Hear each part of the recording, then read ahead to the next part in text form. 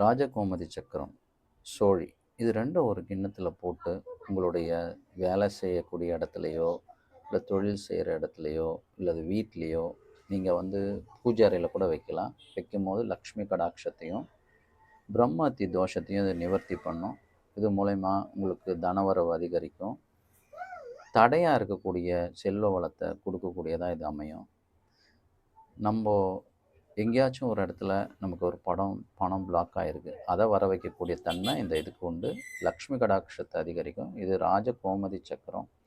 இதோட சோழி வைக்கும் போது எல்லா செல்வங்களையும் கொடுக்கக்கூடியதாகவும் லக்ஷ்மி உங்கள் வீட்டில் நிலைச்சி நிற்கிறதுக்கான ஒரு இதை நீங்கள் வீட்டில் வச்சு பயன்படுத்தும் போது எல்லா வளங்களையும் கொடுத்து உங்கள் வீட்டில் ஏற்றமான ஒரு வாழ்க்கை கொடுக்கக்கூடியதாக அமையும்.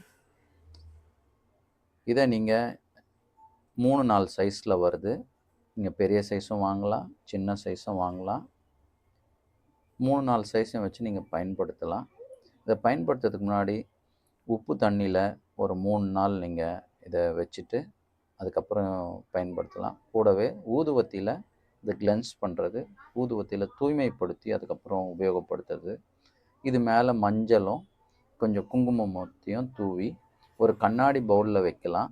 அப்படி இல்லைன்னா ஒரு பித்தளை பாத்திரம், அப்படி இல்லைன்னா செம்பு சின்ன பவுலில் வச்சு உங்களோட பூஜை அறையிலையோ உங்களோட தொழில் செய்யக்கூடிய இடத்துலையோ இல்லை கல்லால் நீங்கள் கேஷ் வைக்கக்கூடிய இடங்கள்லையும் இதை நீங்கள் பயன்படுத்தலாம்.